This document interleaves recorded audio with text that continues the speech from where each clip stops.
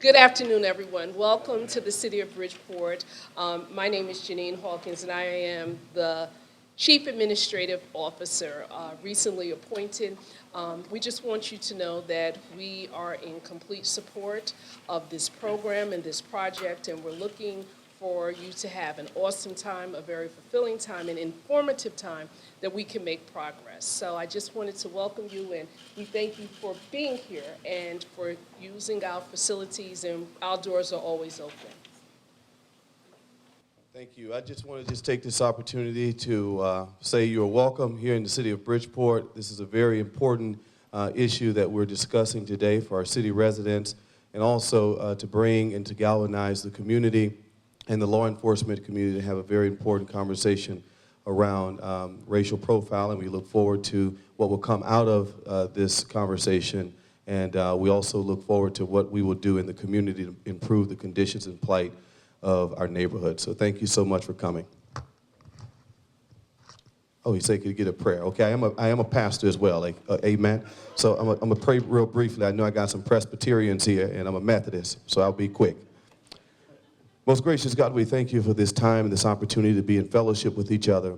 We thank you for the crucial conversation that will take place, and we thank you for the results that will come from this, and that will continue to improve the life of this community and continue to work with our constituents and our police department to be the very best that it could be. And we thank you for everybody that's assembled here on today. We ask that you will continue to allow us to be instruments of your justice and peace in the world. In Jesus' name we pray, amen.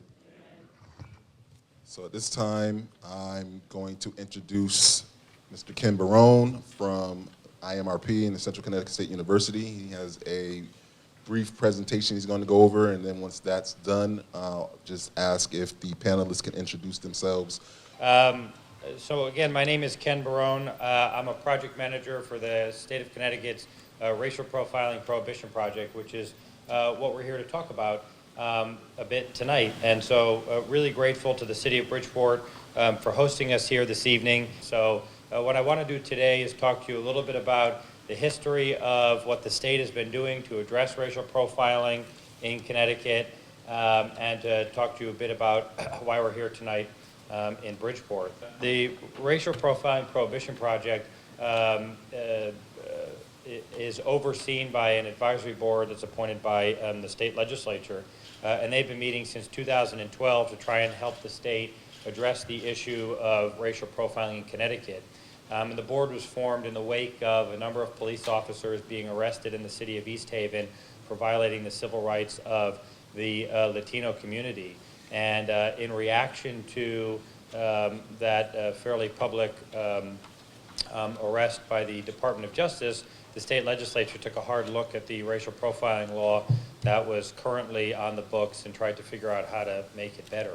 And that's when we came in to help the state do that. And about a year ago, our advisory board, which is made up of advocates and law enforcement representatives and members of different state agencies, we were at one of our monthly meetings, and what we realized had been missing for a number of years was a place to dialogue with the community, and in particular, not only sharing the work that we've been doing, but also hearing from the community about what's happening in your community, so that it will better inform the decisions that we have to make in addressing this issue in the future. And so tonight I'm grateful to be joined by a number of members of our advisory board who are here both to participate in the panel and to also listen to what both panelists and members of the audience and public have to say this evening. We are trying to hit all corners of the state, and our goal is not to have this be a discussion that takes place every few years. Our goal is to create an ongoing dialogue in communities and to come back and to visit you on a regular basis to update you about the progress the state is making in addressing racial profiling. And we have some good news, because the state is making progress in addressing racial profiling. We certainly have more work to do, and I'm going to walk through. My goal today is to help you understand the role that we play at the university in looking at and understanding data. The first slide really just tells us some quick facts about the state of Connecticut. In 1999, the state of Connecticut passed its first anti-racial profiling law, And believe it or not, the law was passed, and the impetus for the law came out of the city of Bridgeport. State Senator Alvin Penn, who was the state senator from Bridgeport at the time, was one of the lead champions in passing a law that both banned racial profiling and also required the state to collect information so they could grasp if it was a problem and the degree to which it was a problem and where the problem existed. And Connecticut at the time wasn't doing anything different that the vast majority of other states around the country were doing, and that is that they were collecting information on traffic stops. You might say, why do that? Traffic stops are the most common encounter that members of the public have with police. And so as a state and as researchers, if you want to understand if there is disproportionality occurring between law enforcement and the community they serve, that's a really good place to start, because it's a really rich area for data to be able to evaluate what's happening on the ground. And so we see over 550,000 traffic stops occur in the state of Connecticut each year. And so in 1999, they passed a law. They required the collection of data. Fast forward to 2012, 2011, officers in East Haven are arrested by the FBI. The state looks and says, well, we have this law on the books, and we were supposed to be collecting this data and evaluating police departments, and how is it that this incident happened in East Haven, and the state wasn't on top of it? And the truth is that it had been some 12 years later, and only 27 of the 107 police agencies had maintained compliance with the law. We're still collecting information, reporting it to the state, and the state didn't put any resources behind actually being able to build a system to evaluate whether problems were occurring. And so that particular incident created a public outcry, which allowed the state to help properly fund and essentially restart the initiative. And so in 2012, 2013, the state passed a new set of racial profiling laws. The current racial profiling law in the state of Connecticut is called the Alvin W. Penn Act. It has been named for the late state senator Alvin Penn from Bridgeport. I know former state senator Ernie Newton was in the legislature at the time, and also will be sharing some of his experience in the history of the law and helping pass the law here in the state of Connecticut. And as a result of the new law, it required electronic collection of traffic stop data on every single stop conducted starting on October 1st, 2013.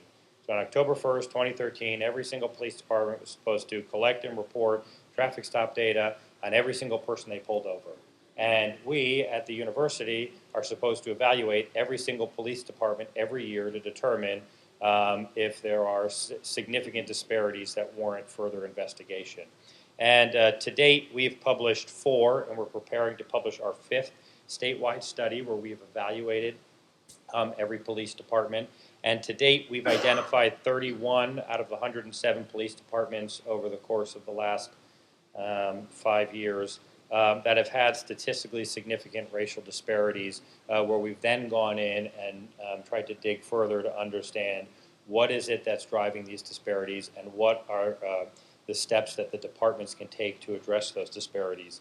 Statewide, in our first 3 reports, we not only found individual departments with significant disparities, but we also found the state as a whole had significant disparities. And what I mean by that, and I apologize for sounding maybe a little academic, but I come from that world. What I mean by that is black and brown people in the state of Connecticut were being disproportionately stopped. They were being stopped at a rate that exceeded the thresholds we had set as what we believe to be equitable. And not only did we find that black and brown drivers were being stopped at a higher rate, they were also being searched at a significantly higher rate.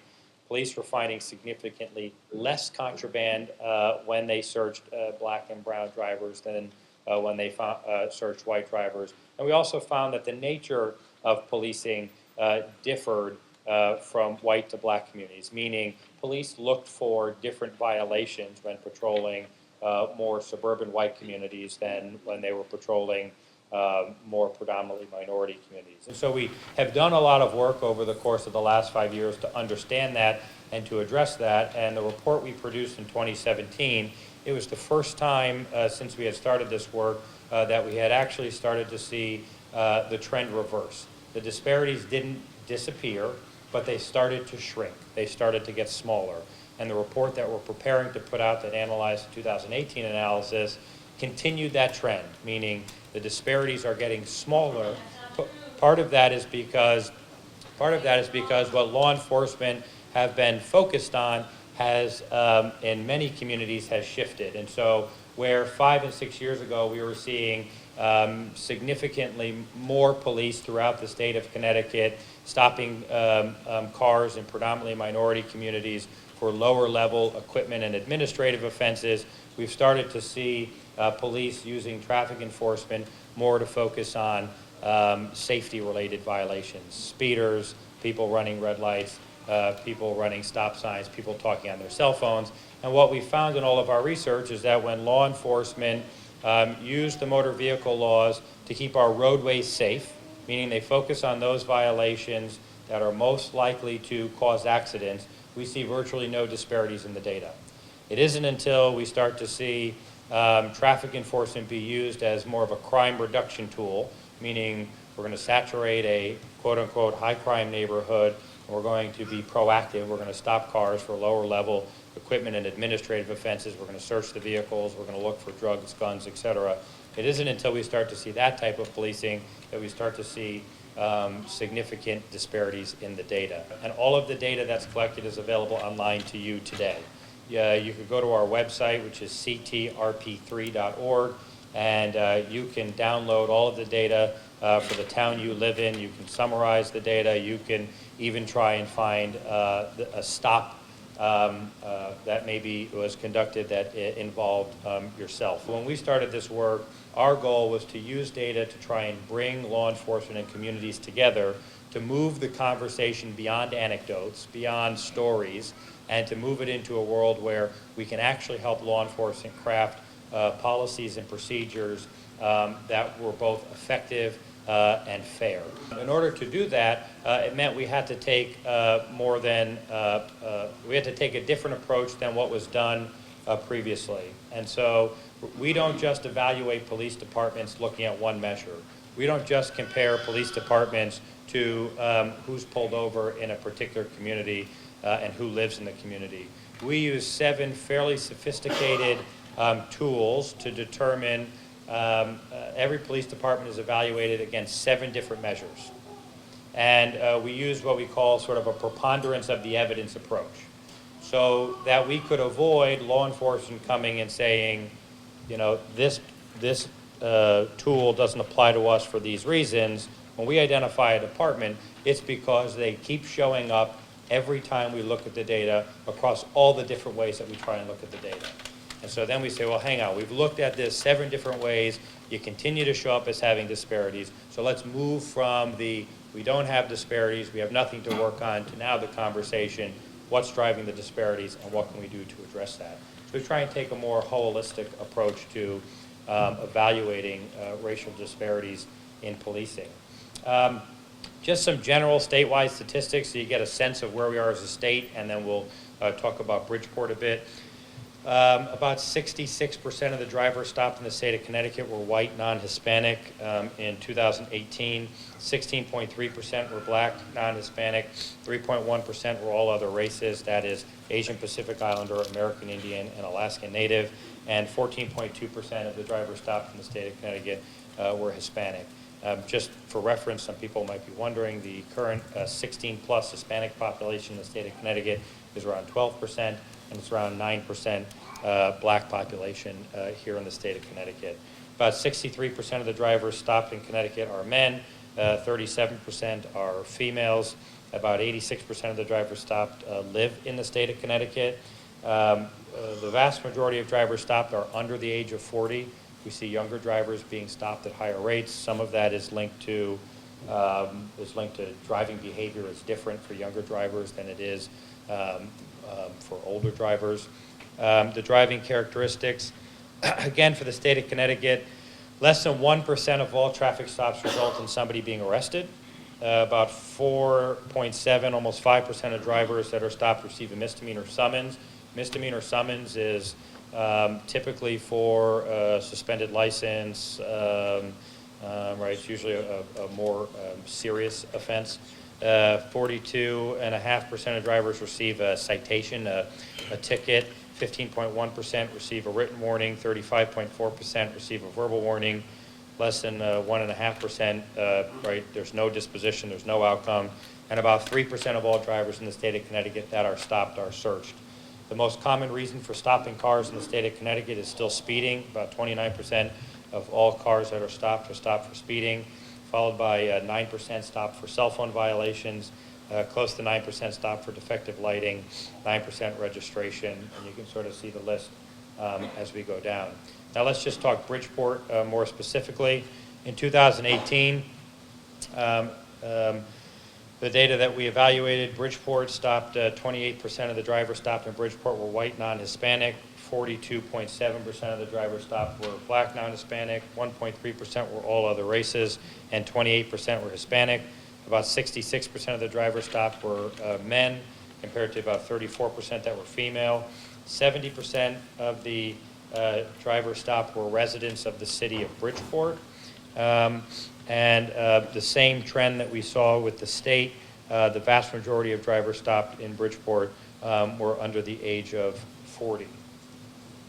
If we look at the types of stops that are typically conducted in Bridgeport, which is the next slide, still speeding is the #1 reason for stopping cars in Bridgeport with 23%, followed by stop sign violations at 18%. It's a fairly, just to put that in comparison, the stop sign violations are fairly, it's a larger share of the overall stop percentage than most departments, but it's just worth noting. Cell phone stops as well, 13.4% of drivers were stopped for cell phone violations, 12.2% were stopped for traffic control signals, right, going through a yellow light, blowing a red light, it's a traffic light violation. 5.3% defective lighting, and so on down the list. So let's just, I know I'm going on a little longer than I wanted to, but I think it's important to address some of the news articles recently about Bridgeport, the report that we have coming out, and some of the things that I have to share with you that are new since some of that occurred. And so we produced a preliminary analysis of all 107 police departments based on their 2018 data back in October.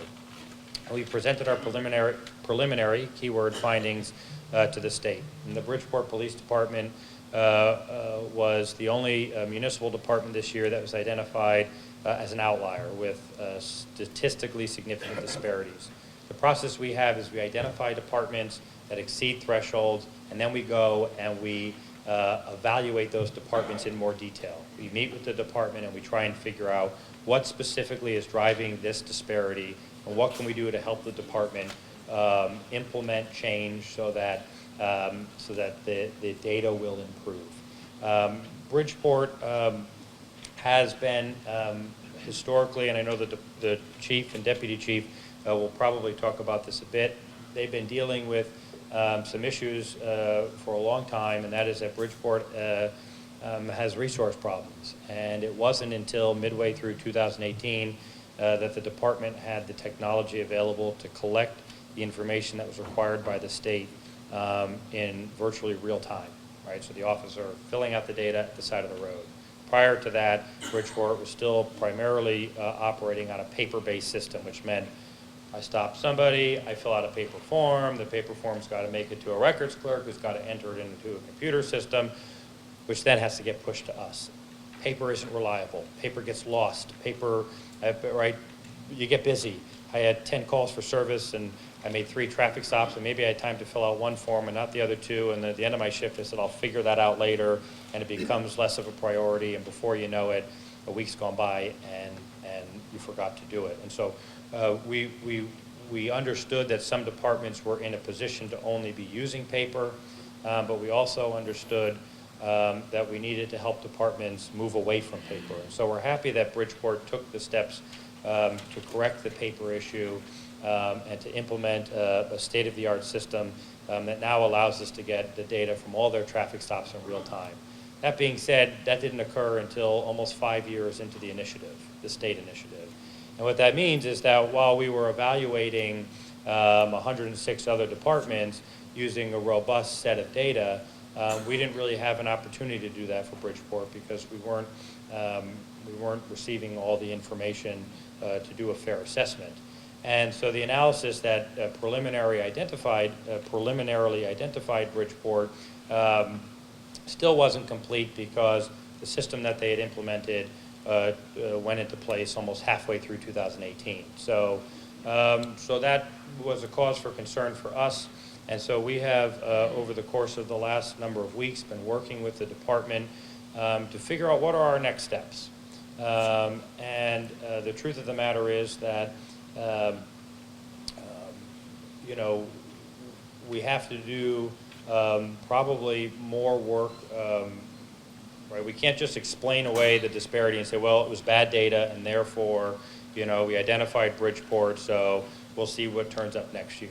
Because to some degree, right, there was bad data, but also, right, that was preventable had there been systems in place to properly collect and report the data. And so we've worked and we'll work to come up with an approach that allows us to do a sort of a peel back the onion and a really deep dive, and we're anticipating doing a report specifically on Bridgeport to drill down on their data, their good data, their 2019 data, which we know is good, so that we can do a layer of scrutiny that we typically don't apply to every department as a way to address the lagging collection issue.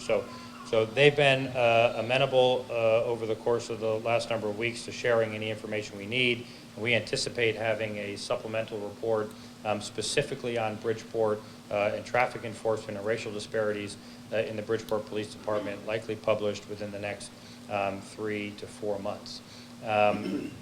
With that being said, just the last slide quickly, and since 2014, we have currently published 4 statewide reports. The 5th one will likely come out next month. And these are some of the findings from those 4 reports I just think are important to help guide our conversation here this evening.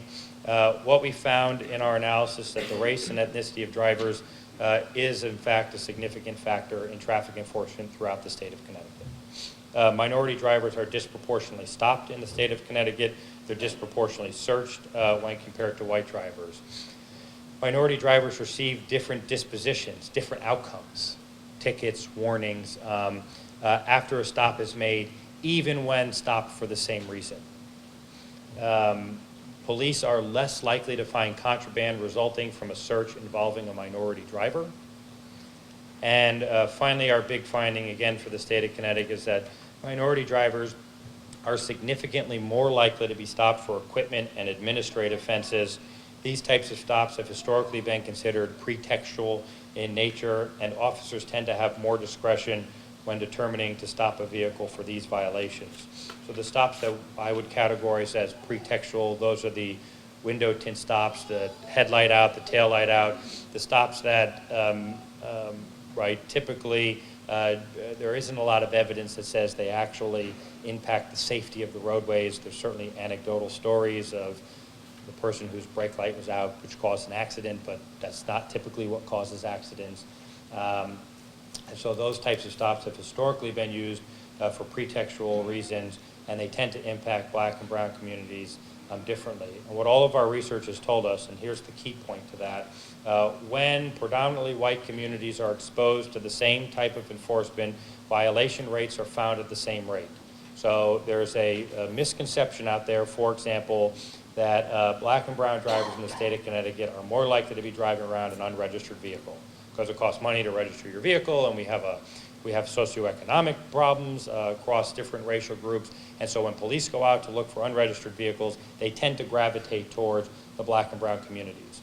But what our research has told us is that when they do in fact go and run license plates in the predominantly white neighborhoods, they find unregistered vehicles at a similar rate. And so historically, we've created a bit of a self-fulfilling prophecy here in Connecticut, right? Minority drivers, this is what I've heard. when meeting with law enforcement? Well, the reason why more minority drivers are stopped for defective equipment is because they drive older cars, and that has nothing to do with race. That's a socioeconomic reason. And what we found is, again, that's not true. But in fact, if you look for defective equipment at the same rate in the suburban communities in Trumbull, you will find defective equipment at the same rate. Same is true for administrative offenses, same is true for registration offenses. And so that is some of the educating we're doing with law enforcement, is to say, you know, I understand the, how we got to this place where we believe these things to be true, but the data is telling us that it's not. So I hope we can engage in a bit of a discussion about that here with you this evening. So with that, I've taken up about 10 minutes longer than I anticipated, and I'm happy when we start our panel discussion and come to the audience portion to continue to engage you and answer questions about this great work. The thing I'm going to leave you with, because I just like to inform people whenever I'm in front of a group, when the state rewrote the law in 2013, they also required that after every single traffic stop, every single driver receive this card. So if you've been stopped in the last 5 years or 6 years now, you should have received this little 3x5 piece of paper. This little 3x5 piece of paper informs you of your right to file a complaint if you feel that you've been profiled based on your race, ethnicity, gender, or membership in a protected class. It's in both English and Spanish. It has both information to direct you to the local police department, and it has information to direct you to the Commission on Human Rights and Opportunities. And Tanya, in a minute, will talk to you about her agency and the role they play in investigating racial profiling complaints. You should be getting this regardless of what community you're being stopped in the state of Connecticut. And if you're not, you should be reaching out and calling us, and we'll work hard with that department to address that. I will pass this around, so if you want to just take one so you know what it looks like, feel free to take it home, and it's got some good information on it. So with that, I'm going to turn it back to Earl, and thank you all for your time.